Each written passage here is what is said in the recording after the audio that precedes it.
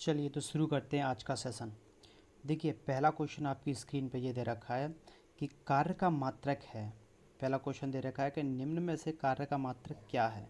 तो देखिए बताइए। पहला ऑप्शन दे रखा है ए जूल, बी दे रखा है न्यूटन, सी दे रखा है वाट और डी दे रखा है डाइन।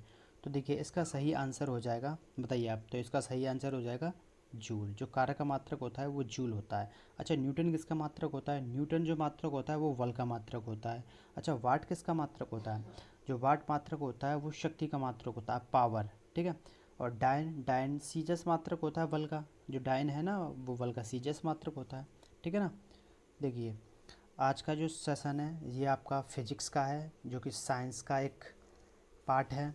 और साइंस आपकी ग्रुप डी में काफ़ी अच्छे इस कोर्स के लिए महत्वपूर्ण है, अच्छे इस कोर्स के लिए महत्वपूर्ण है। तो आप ग्रुप डी में अगर अच्छे नंबर लाना चाहते हैं तो आप इस सेशन को रेगुलर डेली अटेंड कीजिएगा। और इसमें आपको साइंस के सारे क्वेश्चंस कवर किए जाएंगे और इसमें आपको हर चैप्टर के क्वेश्चंस कवर किए जाएंगे। और इस सीरीज़ में आपको 200 से प्लस क्वेश्चन किए जाएंगे इसी चैप्टर में से। जो ये मैकेनिज्म जो कि यांत्रिकी है, ये पहला चैप्टर है। इसके बाद आपके सारे चैप्टर बाई चैप्टर सारी फिजिक्स के क्वेश्चन चलेंगे। उसके बाद ऊष्मा चलेगी, हैं ग्रेविटेशन चलेगा। तो ऐसे सारे चैप्टर चलेंगे और उसमें अच्छे अच्छे क्वेश्चन पूछे जाएंगे जो कि एग्ज़ाम में पूछे जाते हैं। ठीक है। चलिए तो अगले क्वेश्चन की तरफ चलते हैं। और आपका अगला क्वेश्चन है दूसरा, ये कि प्रकाश वर्ष किसकी इकाई है? प्रकाश वर्ष किसकी इकाई है? तो आपके ऑप्शन है ए दूरी, बी समय, सी प्रकाश और डी धारा। बताइए। तो इसका ऑप्शन सही हो जाएगा, प्रकाश वर्ष दूरी की इकाई है। ठीक है। किसकी इकाई है? दूरी की। प्रकाश वर्ष दूरी की इकाई है। समय की इकाई पता होगा, समय सेकंड। समय का मात्रक क्या है? सेकंड। प्रकाश जो लाइट होती है, धारा विद्युत धारा किसकी है? एम्पियर। धारा का मात्रक क्या है? एम्पियर। ठीक है। अगले क्वेश्चन की तरफ चलते हैं। देखो तीसरा क्वेश्चन दे रखा है, बल की एसआई यूनिट क्या है? बल की एसआई यूनिट क्या है? देखिए बल की सीजीएस जो यूनिट है वो तो डाइन है, लेकिन इसमें पूछ रखा है कि बल की एसआई यूनिट क्या है? SI unit. तो बताइए। Option A Kelvin, option B Newton, option C Pascal, यानी कि ये पास्कल था, गलत टाइप हो गया है, पैस्कल, ऑप्शन डी बोल्ट। तो तीसरा क्वेश्चन क्या हो जाएगा कि बल की एसआई यूनिट। तो बल की एसआई यूनिट आपकी न्यूटन हो जाएगी। ठीक है। अगर सीजीएस पूछे तो उसकी क्या हो जाएगी? डाइन। डाइन। ठीक। और केल्विन की बात करें तो ये टेम्परेचर की इकाई है। पैस्कल यानी कि पास्कल, पास्कल दाब की होती है। और जो वोल्ट होता है, वोल्ट किसकी इकाई है? बताइए। ये कमेंट सेक्शन में आपको बताना है कि वोल्ट किसकी इकाई है। ठीक है। चलिए अगले क्वेश्चन की तरफ चलते हैं। देखिए क्वेश्चन 4 क्या कह रहा है? क्वेश्चन 4 में आपको दो सूची दे रखी हैं, पहली सूची और दूसरी सूची। ठीक है। पहली सूची और दूसरी सूची, इसमें आपको सूची के मिलान करनी है। ठीक है। पहली सूची का मिलान दूसरी सूची से करना है। तो कीजिए। पहले पे क्या दे रखा है? पहले पे आपको दे रखा है उच्च वेग, बी पर क्या दे रखा है? तरंग दैर्ध्य, सी पर दे रखा है दाब और डी पर ऊर्जा। तो बताइए। देखो ऊर्जा की इकाई क्या होती है? अगर ऊर्जा की इकाई की बात करें तो ऊर्जा की जूल होती है। ठीक। अच्छा दाब की पास्कल हो जाती है। अच्छा तरंग दैर्ध्य की एंगस्ट्रॉम होती है। और उच्च वेग की मेक हो जाती है। तो वही 1 2 3 4 हो जाएगा, ए बी सी का 1 2 3 4, 1 2 3 4 यानी कि सी वाला। ठीक है। सी वाला इसका सही आंसर हो जाएगा। चलिए अगले क्वेश्चन की तरफ चलते हैं। Question number 5। देखिए क्वेश्चन नंबर 5 में क्या कह रहा है कि इसमें दो सूची दे रखी हैं, सूची दो दे रखी हैं। आपको सूची 1 को सूची 2 से मिलाना है। तो चलिए मिलाइए। देखिए ए में दे रखी है दूरी, बी में पदार्थ की मात्रा, सी में विद्युत आवेश की मात्रा और डी में ऊर्जा। ठीक है। तो देखिए अगर दूरी की बात करें तो दूरी किसकी इकाई है? दूरी प्रकाश वर्ष। पदार्थ की मात्रा मोल। अच्छा विद्युत आवेश की मात्रा कूलाम होता है। अच्छा ऊर्जा वाट। ठीक है। तो ए का हो जाएगा 3, बी का हो जाएगा 1, सी का हो जाएगा 2 और डी का हो जाएगा 4। डी का 4 दो ऑप्शन में दे रखा है, डी का 4 दो ऑप्शन में, यानी कि ये दोनों ख़त्म। ठीक। और सी की बात करें तो सी का 2 दे रखा है, यानी कि सी का 2, यानी कि ए ऑप्शन इसका सही हो जाएगा। तो ए ऑप्शन इसका राइट हो जाएगा। ठीक है। चलिए अगले क्वेश्चन की तरफ देखिए। तो देखिए ऑप्शन मतलब एक ही बात करते हैं, त्वरण। तो त्वरण का मात्रक क्या होता है? त्वरण का मात्रक क्या होता है? देखिए त्वरण क्या होता है, यानी कि ए, यानी कि त्वरण बराबर क्या होता है? त्वरण का मात्रक होता है मीटर पर सेकंड स्क्वायर। ठीक है, मीटर पर सेकंड स्क्वायर। तो इसका क्या हो जाएगा? मीटर पर सेकंड स्क्वायर, मीटर पर सेकंड स्क्वायर त्वरण का ये हो गया। ठीक है। अगर बात कर रहे हैं बल की, बल का मात्रक क्या होता है? न्यूटन। बल का मात्रक न्यूटन हो गया। ठीक है। कृत कार्य, यानी कि कृत कार्य क्या होता है? डब्लू। डब्लू बराबर एफ एस, यानी कि बल का होता है न्यूटन, एस का सेकंड। ठीक है। कृत कार्य क्या हो जाएगा? कृतकार कृतकार क्या हो जाएगा? Newton second. आवेग का क्या हो जाएगा? सॉरी, आवेग का हो जाएगा आपका न्यूटन सेकंड। आवेग का आपका हो जाएगा, बल का हो जाएगा न्यूटन, कृतकार का हो जाएगा, बल का हो जाएगा न्यूटन और कृतकार का हो जाएगा जूल, और त्वरण का हो जाएगा मीटर पर सेकंड, और आवेग का हो जाएगा न्यूटन सेकंड। Newton second. ठीक है। तो यही हो जाएगा, यानी कि ए का 4, ए का 4 कौन से में है? इसमें। तो यही ऑप्शन सही हो जाएगा, आपका राइट ऑप्शन हो जाएगा डी। ठीक है। चलिए अगले क्वेश्चन की तरफ चलते हैं। छठवां क्वेश्चन क्या कहता है? देखिए छठवां क्वेश्चन कह रहा है कि निम्नलिखित में से समय का मात्रक नहीं है। इसमें से पूछ रहा है समय का मात्रक कौन सा नहीं है, इसमें से बताइए। तो इसका सही ऑप्शन हो जाएगा सी। इसका सही ऑप्शन हो जाएगा सी, ये समय का मात्रक नहीं है। चलिए 8वें क्वेश्चन की तरफ चलते हैं। पार्शिक इकाई है किसकी? पार्शिक किसकी इकाई है बताइए। तो इसका सही ऑप्शन हो जाएगा ऑप्शन ए। पार्शिक जो इकाई है वो दूरी की इकाई है, सबसे बड़ी दूरी की इकाई है। ठीक है। चलिए अगले क्वेश्चन की तरफ चलते हैं। 9वां क्वेश्चन क्या कह रहा है? निम्नलिखित में से कौन सा एक सुमेलित नहीं है? बताइए निम्न में से कौन सा एक सुमेलित नहीं है? देखिए डेसिबल ध्वनि की प्रबलता बताता है, अश्वशक्ति शक्ति क्या बताता है, समुद्री मील नौचालक में दूरी क्या क्या बताता है, या सेल्सियस ऊष्मा क्या बताता है? तो देखिए इसका सही आंसर हो जाएगा डी। सेल्सियस तापमान बताता है, ना ही कि ऊष्मा की इकाई बताता है। ठीक है। अच्छा डेसिबल, डेसिबल ध्वनि की प्रबलता बताता है, बिल्कुल बताता है। अश्वशक्ति शक्ति इकाई की बताता है। समुद्री मूल नौचालक को दूरी की इकाई बताता है। ठीक है। तो देखिए इसे समझते हैं। जो डेसिबल है ना, डेसिबल, डेसिबल हमारी ध्वनि की प्रबलता बताता है, डेसिबल यानी कि डीवी। अगर हमारी डीवी 30 से अगर 40 रही तो ये हमारी साधारण बातचीत होती है, साधारण बातचीत होती है। ठीक है। अगर हमारी डीवी 50 से 60 रही तो हम ज़ोर से बात करते हैं, ज़ोर से बात। ठीक। अगर हमारी डीवी कितनी रही, 100 से 120 रही, तो ये कारखानों में आवाज़ें जो होती हैं, इस ध्वनि की तीव्रता जो होती है 100 डेसिबल से 120 डेसिबल होती है।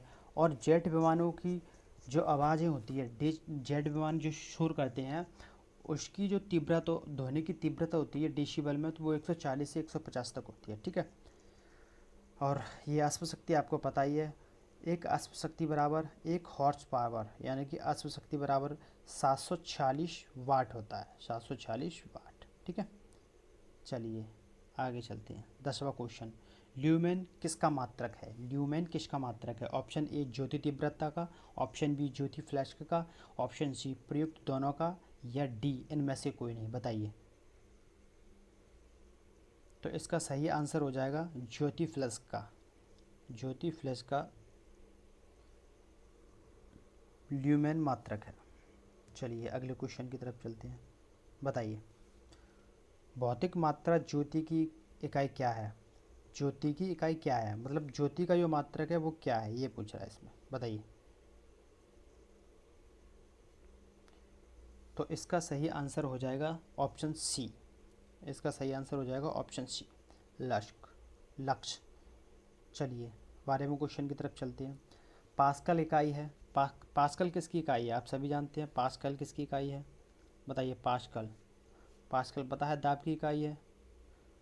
दाब यानी कि प्रेशर का क्या होता है? बल बट्टे एरिया, प्रेशर होता है, पास्कल की इकाई है। चलिए अगले क्वेश्चन की तरफ चलते हैं। 13वां क्वेश्चन क्या कह रहा है? 13वां क्वेश्चन क्या कह रहा है कि कैंडेला मात्रक है। कैंडेला किसका मात्रक है, बताइए 13वां क्वेश्चन। तो इसका सही आंसर हो जाएगा ऑप्शन डी, ज्योति तीव्रता का। देखिए आरआरबी 2004 में ये क्वेश्चन आया है। इसमें जो सारे क्वेश्चन मैं आपको करा रहा हूँ ये किसी न किसी एग्ज़ाम में आए हुए क्वेश्चन हैं जो आपके एग्ज़ाम के लिए बहुत ही फ़ायदेमंद रहेंगे। और ये सेशन आपकी साइंस का सेशन चलेगा और साइंस में हम अच्छे से अच्छे क्वेश्चंस करेंगे। तो आप जुड़े रहिए हमारे चैनल से, ठीक है। और इस चैनल को सब्सक्राइब कर लीजिए और बेल आइकन को दबा लीजिए ताकि आपको जब भी नई वीडियो डालें हम तो आपको नोटिफिकेशन मिल जाए, ठीक है। चलिए अगले क्वेश्चन की तरफ चलते हैं। 14वां क्वेश्चन क्या कहता है कि जूल निम्नलिखित में से किसकी इकाई है? जूल, बताइए। ऊर्जा की, बल की, दाब की या तापमान की, बताइए। तो जूल ऊर्जा की इकाई है, ऑप्शन ए इसका सही आंसर है। चलिए अगले क्वेश्चन की तरफ चलते हैं। Question number 15। अच्छा, मात्रकों की अंतर्राष्ट्रीय पद्धति कब लागू की गई? Option A 1969, option B 1971, option C 1983 और ऑप्शन डी 1991। बताइए इसका सही आंसर क्या होगा? तो इसका सही आंसर होगा 1971। मात्रकों की जो अंतर्राष्ट्रीय पद्धति है वो 1971 में लागू की गई थी। चलिए अगले क्वेश्चन की तरफ चलते हैं। 16वां क्वेश्चन बताइए, 16वां क्वेश्चन क्या है? अच्छा, ये पूछ रहा है हर्ट्ज मापने की यूनिट क्या है? हर्ट्ज मापने की यूनिट क्या है? ए तरंगदैर्घ्य, बी तरंगों की स्पष्टता, ऑप्शन सी तरंगों की तीव्रता, ऑप्शन डी तरंगों की आवृत्ति। तो बताइए हर्ट्ज से हम क्या नापते हैं? तो इसका ऑप्शन सही हो जाएगा आवृत्ति। जो हम तरंग की आवृत्ति नापते हैं वो हर्ट्ज में नापते हैं, ठीक है। अगले क्वेश्चन की तरफ चलते हैं। 17वां क्वेश्चन क्या कह रहा है कि विद्युत मात्रा की इकाई क्या है? ठीक है, विद्युत मात्रा की इकाई क्या है? एम्पियर, ओम, वोल्ट या कूलाम? विद्युत मात्रा, बताइए इसका सही आंसर क्या हो जाएगा? तो देखिए इसका सही आंसर हो जाएगा विद्युत मात्रा की जो इकाई है वो एम्पियर है, ठीक है। चलिए अगले क्वेश्चन की तरफ चलते हैं। 18वां क्वेश्चन क्या कह रहा है? देखिए 18वां क्वेश्चन कह रहा है कि एसआई पद्धति में लेंस की शक्ति की इकाई क्या है? बताइए एसआई पद्धति में लेंस की शक्ति का मात्रक क्या है?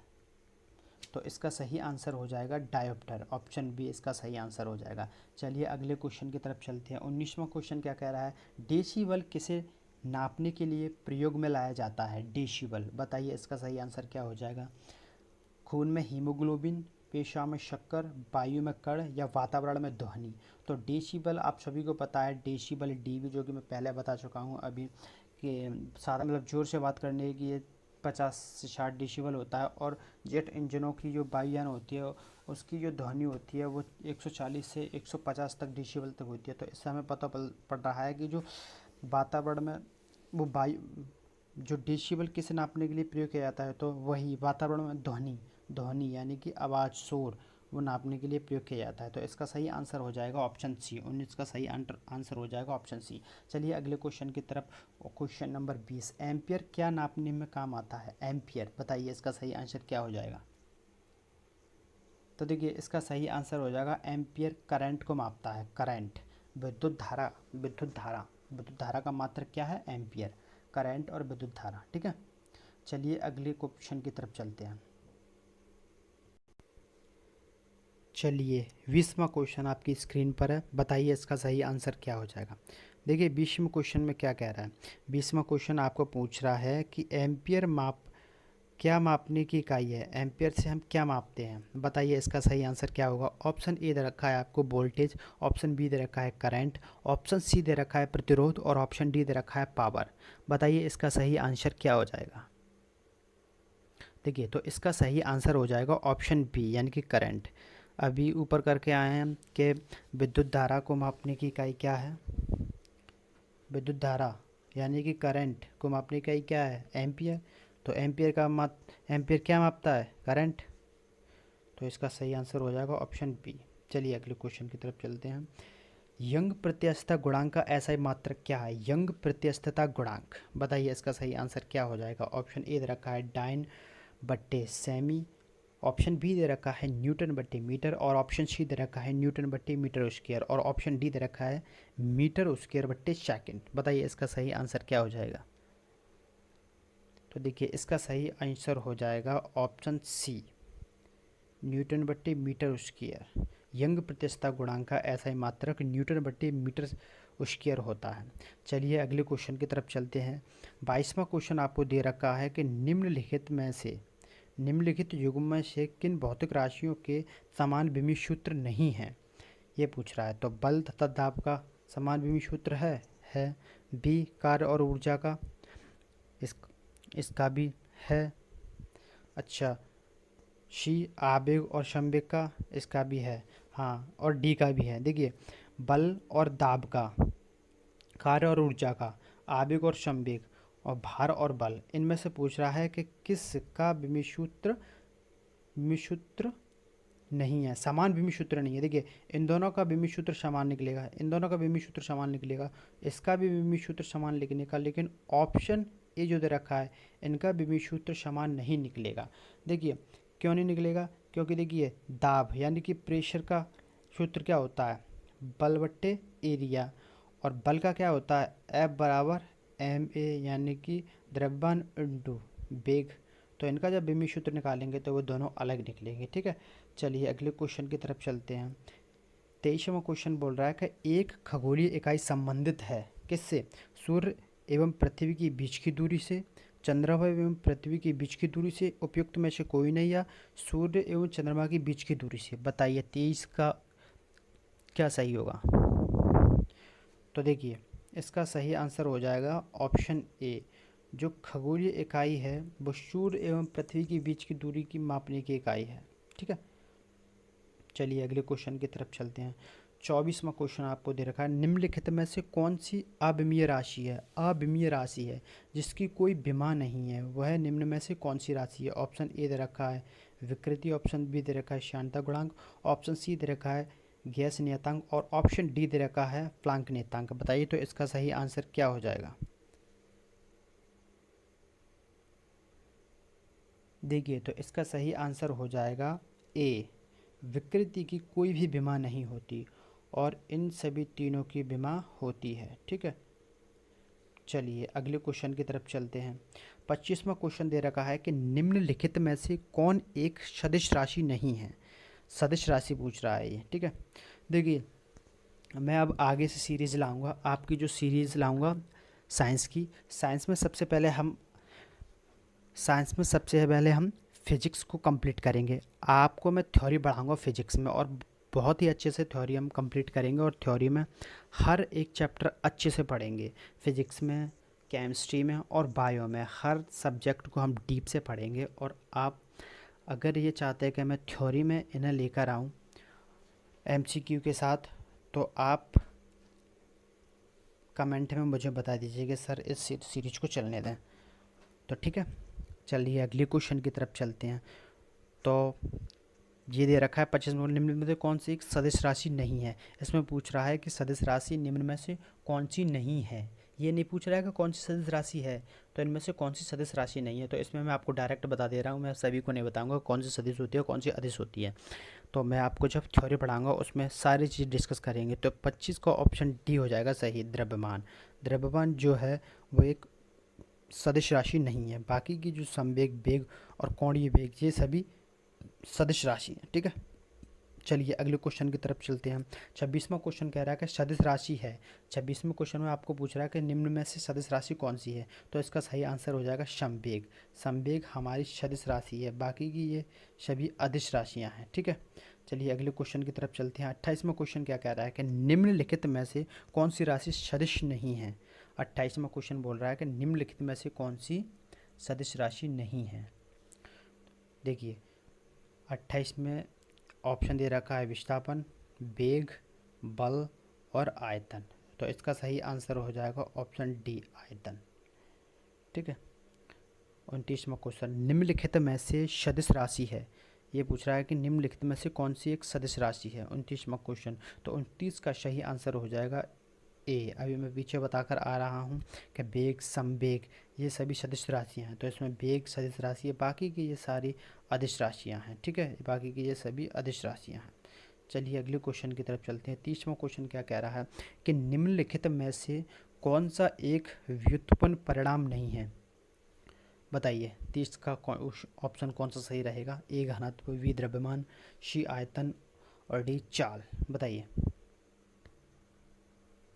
तो इसका सही आंसर हो जाएगा द्रव्यमान। इसका सही आंसर हो जाएगा द्रव्यमान। ये पूछ रहा है कि निम्नलिखित में से कौन सा एक व्युत्पन्न परिणाम नहीं है, व्युत्पन्न नहीं है। तो व्युत्पन्न का मतलब होता है कि वह किसी और राशि से नहीं बना हो। तो द्रव्यमान किसी और राशि से बना है नहीं, बाकी के सभी देख लीजिए, बाकी के सभी। अच्छा, हम घनत्व की बात करें तो ये किसी और राशि से बना है। घनत्व, घनत्व क्या होता है, घनत्व बराबर द्रव्यमान बट्टे आयतन होता है, मास बट्टे वॉल्यूम। घनत्व बराबर होता है डेंसिटी बराबर, यानी कि इस द्रव्यमान से बना है और आयतन से भी बना है।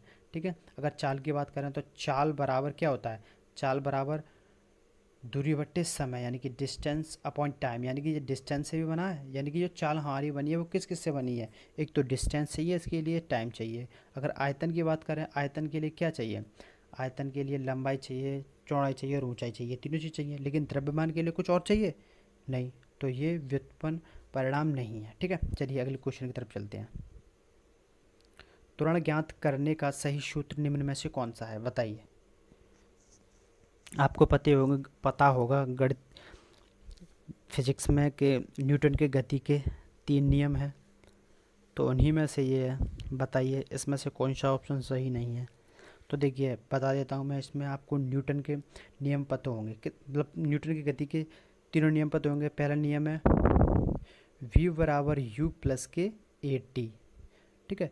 एक है s बराबर यू टी प्लस के हाफ ए टी स्क्वायर। और तीसरा है v स्क्वायर बराबर u स्क्वायर प्लस के 2as। ठीक। तो इसमें से पूछ रहा है कि सही सूत्र कौन सा है।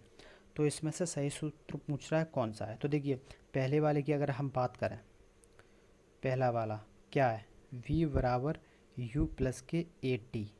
अगर u को हम इधर ले आएंगे तो v माइनस की u बराबर के ए टी। अगर हम a निकालें यहाँ से, अगर हम a निकालें तो क्या हो जाएगा, v माइनस की u बट्टे टी बराबर के a।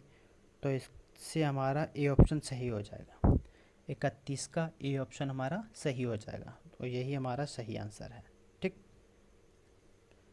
तो 31 का ए यही हमारा सही आंसर है। चलिए अगले क्वेश्चन की तरफ। 32वां क्वेश्चन क्या कह रहा है। 32वां क्वेश्चन क्या कह रहा है कि पदार्थ के संवेग और वेग के अनुपात में से कौन सी भौतिक राशि प्राप्त की जाती है। संवेग और वेग के अनुपात से कौन सी भौतिक राशि प्राप्त की जाती है। बताइए। तो इसका सही आंसर हो जाएगा, बताइए, सी। ठीक। इसका सही आंसर हो जाएगा सी। पदार्थ के संवेग और वेग के अनुपात से हमें द्रव्यमान प्राप्त होता है। कैसे। संवेग का सूत्र पता है क्या होता है। संवेग का सूत्र होता है P बराबर M V, M into V. तो ये पूछ रहा है पदार्थ के संवेग, संवेग ये हो गया, और वेग यानी कि वेग इसको नीचे लिया वी से, तो हमें क्या प्राप्त हो रहा है, द्रव्यमान। ठीक। अगले क्वेश्चन की तरफ चलते हैं। ये 33वां क्वेश्चन बोल रहा है प्लांक के अचर में किसका आयाम होता है। बताइए इसका सही आंसर क्या हो जाएगा। ऑप्शन ए ऊर्जा दे रखा है, ऑप्शन बी रेखीय गति, ऑप्शन सी कोणीय गति और ऑप्शन डी बल। बताइए 33 का सही आंसर क्या हो जाएगा। 33 का सही आंसर हो जाएगा ऑप्शन सी। 33 का सही आंसर ऑप्शन सी हो जाएगा। चलिए अगले क्वेश्चन की तरफ चलते हैं। एक लड़की झूले पर बैठी स्थिति में झूल रही है। उस लड़की के खड़े हो जाने पर दोलन के आवर्तकाल में क्या प्रभाव पड़ेगा। बताइए। देखिए दोलन काल का फॉर्मूला क्या होता है। देखिए दोलन काल का फार्मूला क्या होता है। देखिए दोलन काल का फार्मूला होता है टी बराबर 2 पाई अंडर रूट में एल बटे जी, ये होता है फार्मूला। ठीक है, देखिए तो अगर लड़की बैठी हुई से अगर खड़ी होगी तो उसका सेंटर ऑफ मास होता है वो ऊपर की तरफ थोड़ा विस्थापित हो जाएगा। जब ऊपर की तरफ विस्थापित होगा, जब ऊपर की तरफ विस्थापित होगा तो जो उसकी लंबाई है वो कम हो जाएगी कम, यानी कि जो लंबाई है ये कम हो जाएगी। तो देखो आवर्तकाल के सीधे अंडर रूट प्रपोजनल एल है, अगर ये कम होगी तो आवर्तकाल भी कम होगा। तो इसका सही आंसर क्या हो जाएगा, ऑप्शन ए। इसका सही आंसर हो जाएगा ऑप्शन ए, यानी कि उसका दोलन काल यानी कि आवर्तकाल, दोलन का आवर्तकाल क्या हो जाएगा, कम हो जाएगा। चलिए अगले क्वेश्चन की तरफ चलते हैं। 35वां क्वेश्चन बोल रहा है कि घूर्णन करती एक गोल मेज पर अचानक एक लड़का आकर बैठ जाता है, मेज के कोणीय वेग पर क्या प्रभाव पड़ेगा। ऑप्शन ए कम हो जाएगा, ऑप्शन बी बढ़ जाएगा, ऑप्शन सी उतना ही रहेगा, या ऑप्शन डी कुछ नहीं कहा जा सकता। बताइए 35 का सही आंसर क्या होगा। तो इसका सही आंसर होगा ऑप्शन ए, कम हो जाएगा। ठीक है, चलिए अगले क्वेश्चन की तरफ चलते हैं। चलिए दोस्तों तो अगले क्वेश्चन की तरफ चलते हैं। तो अगला क्वेश्चन है हमारा, यदि किसी चलती हुई वस्तु के वेग को यदि किसी चलती हुई वस्तु के वेग को दुगना कर दिया जाए तो उसका या उसकी त्वरण दुगना हो जाएगा, गतिज ऊर्जा दुगनी हो जाती है, गति ऊर्जा 4 गुनी हो जाती है, या भार दुगना हो जाता है। बताइए इसका सही आंसर क्या हो जाएगा। मैं सीधे बता रहा हूँ, सूत्र नहीं लगा रहा, आप लगा लीजिए। तो इसका सही आंसर हो जाएगा जो गतिज ऊर्जा है वो 4 गुनी हो जाती है। ठीक है, चलिए अगले क्वेश्चन की तरफ चलते हैं। 37वां क्वेश्चन, किसी पिंड के द्रव्यमान तथा भार में अंतर होता है क्योंकि द्रव्यमान परिवर्तनीय होता है जबकि भार स्थिर रहता है, द्रव्यमान स्थिर रहता है जबकि भार परिवर्तनीय होता है। दोनों सत्य हैं या दोनों गलत हैं। तो ये बताइए इसका सही आंसर क्या हो जाएगा। देखिए पिंड के द्रव्यमान तथा भार में क्या अंतर है। देखिए द्रव्यमान आपका कांस्टेंट रहता है, वो कभी भी कहीं भी नहीं बदलता। अगर आप 50 या 60 किलो के हैं तो आप कहीं पर भी चले जाइए, आपका जो द्रव्यमान है वो 50 या 60 किलो ही रहेगा। अगर हम बात करें आपके भार की तो वह हर जगह पे भिन्न भिन्न होता है। अगर देखिए ध्रुवों पर जाएं तो ध्रुवों पर सबसे ज़्यादा होता है जी का मान। ठीक है, अगर हम पृथ्वी के केंद्र पर आएँ तो वहाँ जी का मान बहुत कम यानी कि 0 भी होता है। ठीक है, तो ये हमारा जी पर निर्भर करता है। जो हमारा द्रव्यमान है वो बदलता नहीं है, लेकिन हमारा भार बदलता रहता है क्योंकि ये जी पर निर्भर करता है। ठीक है, तो हमारा इसका सही आंसर हो जाएगा ऑप्शन बी। ठीक है, चलिए अगले क्वेश्चन की तरफ चलते हैं। 38वां क्वेश्चन क्या कहता है। देखिए किसी भी स्थिर या गतिशील वस्तु की स्थिति और दिशा में तब तक कोई परिवर्तन नहीं होता जब तक उस पर कोई बाह्य बल सक्रिय ना हो। तो ये कथन न्यूटन की किस नियम से संबंधित है। ठीक है, तो न्यूटन का प्रथम नियम, न्यूटन का द्वितीय नियम, या न्यूटन का तृतीय नियम। बताइए इसका सही आंसर क्या हो जाएगा। 38वां क्वेश्चन है, बताइए। देखिए तो इसका सही आंसर हो जाएगा न्यूटन का प्रथम नियम।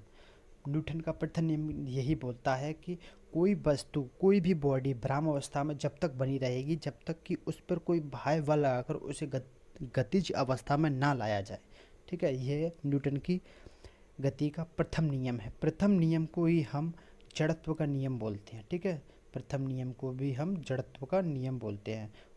ठीक है, पेपर में ये कई बार आ चुका है कि न्यूटन की गति के किस नियम को हम जड़त्व का नियम बोलते हैं। तो इसका आंसर क्या हो जाएगा, प्रथम नियम को ही हम जड़त्व का नियम बोलते हैं। ठीक है, अच्छा गति के द्वितीय नियम से हमें बल का व्यंजन प्राप्त होता है। गति का जो द्वितीय नियम है उससे हमें बल का व्यंजन की F बराबर के ma, यानी कि बल का सूत्र बोलो या बल का व्यंजन बोलो एक ही चीज़ है, तो ये हमें प्राप्त होता है। अच्छा गति का तृतीय नियम क्या होता है? गति का तृतीय नियम होता है क्रिया प्रतिक्रिया का नियम।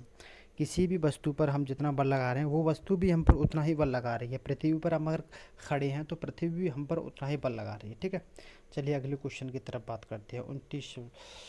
39वां क्वेश्चन क्या कहता है? यदि किसी असंतुलित बल द्वारा किसी पिंड में उत्पन्न त्वरण बल के व्युत्क्रमानुपाती होता है, बल के अनुक्रमानुपाती होता है, या बल के प्रभाव से स्वतंत्र होता है, या शून्य होता है? बताइए 39 का ऑप्शन कौन सा सही है? तो इसका सही ऑप्शन हो जाएगा ऑप्शन बी।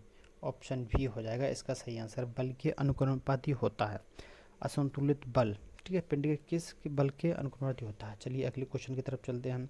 40वां क्वेश्चन कह रहा है कि न्यूटन की गति के तीसरे नियम के अनुसार क्रिया तथा प्रतिक्रिया से संबंध बल क्या है? हमेशा एक ही वस्तु पर लगे होने चाहिए, भिन्न भिन्न वस्तु पर लगे हो सकते हैं, हमेशा भिन्न भिन्न वस्तुओं पर ही लगे होने चाहिए, का परिणाम बराबर होना ज़रूरी नहीं है, किंतु उनकी दिशा समान होनी चाहिए। बताइए इस 40 में का सही आंसर क्या हो जाएगा? तो देखिए इसका सही आंसर हो जाएगा शी। इसका सही आंसर क्या हो जाएगा? शी। तो देखिए हमेशा भिन्न भिन्न वस्तुओं पर ही लगे होने चाहिए। देखिए न्यूटन की जो तृतीय नियम है वो आपको भिन्न भिन्न वस्तुओं पर ही लगेगा, तभी यह लागू होगा। ठीक है, चलिए अगले क्वेश्चन की तरफ।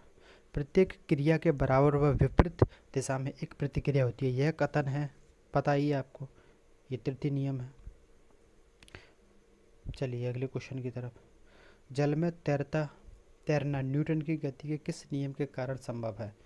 चलिए वही क्वेश्चन आ गया, तृतीय नियम से। क्योंकि तृतीय नियम क्या है? न्यूटन की गति का तृतीय नियम यही है कि वह कि क्रिया प्रतिक्रिया का नियम।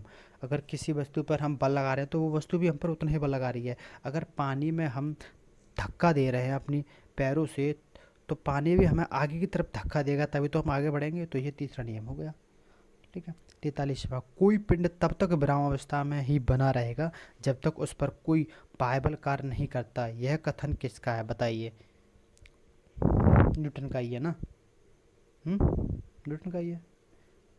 चलिए बल की परिभाषा आती है न्यूटन के, अभी बता कर आ जाऊँ, बताइए बल की परिभाषा न्यूटन के किस नियम से आती है? बताइए, ये आपको कमेंट सेक्शन में बताना है। ठीक है, किसी पिंड के उस गुणधर्म को क्या कहते हैं जिससे वह सीधी रेखा में विराम या एक समान गति की स्थिति में किसी भी परिवर्तन का विरोध करती है? बताइए इसका सही आंसर क्या हो जाएगा? गतिहीनता, जड़त्व, कुल भार, या अक्रियता? 45वां क्या आंसर है? 45 का। तो इसका सही आंसर हो जाएगा ऑप्शन बी, जड़त्व। चलिए अगला क्वेश्चन। न्यूटन के पहले नियम को भी कहते हैं, न्यूटन का जो पहला नियम है उसे क्या कहते हैं? बताया था सबसे पहले कि न्यूटन के पहले नियम को भी हम जड़त्व का नियम बोलते हैं। ठीक है, 47 में गाड़ी खींचता हुआ घोड़ा किस बल के कारण आगे बढ़ता है? बताइए। तो इसका सही आंसर हो जाएगा ये वाला, ऑप्शन डी, पृथ्वी द्वारा घोड़े के पैरों पर आरोपित बल, पृथ्वी द्वारा। ठीक है, चलिए अगले क्वेश्चन की तरफ। चलती हुई बस जब अचानक ब्रेक लगती है तो उसमें बैठे हुए यात्री आगे की दिशा में गिरते हैं, इसको किसके द्वारा समझाया जा सकता है? बताइए। इसको न्यूटन के पहले नियम द्वारा समझाया जा सकता है, क्योंकि पहला ही नियम जड़त्व का नियम होता है।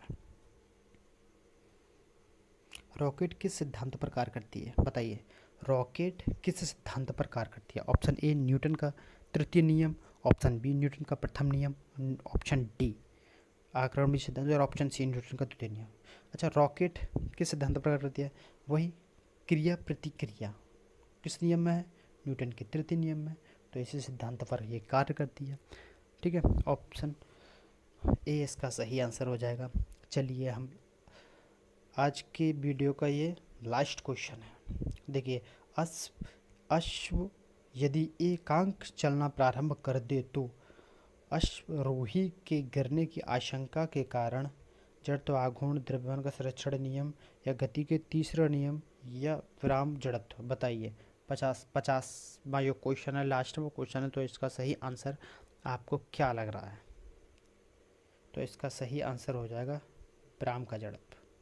ठीक, तो आज की वीडियो यहीं समाप्त करते हैं और हम 50-50 क्वेश्चन लेके आएंगे। इससे आगे अगली वीडियो जो आएगी वो आपकी 51 नंबर से क्वेश्चन स्टार्ट होंगे और 100 पर जाकर ख़त्म हो जाएंगे। ऐसे ही हम इस चैप्टर के कम से कम 200 से ज़्यादा क्वेश्चन करेंगे इसी से संबंधित, और इसी चैप्टर के सारे जो इम्पोर्टेंट क्वेश्चंस हैं इन 2-3 वीडियो में, 4 वीडियो में, लगभग 4 वीडियो आएंगी और 4 वीडियो में हम सारे क्वेश्चंस कंप्लीट कर लेंगे। इसी प्रकार आगे भी हमारी हर चैप्टर की वीडियो आएंगी। ठीक है, और तीनों सब्जेक्ट की, फिजिक्स, केमिस्ट्री और बायो की भी आएंगी। ठीक है, तो चलिए आज की वीडियो आप यहीं समाप्त करते हैं। तब तक के लिए अपना ख्याल रखिए और खुश रहिए। धन्यवाद।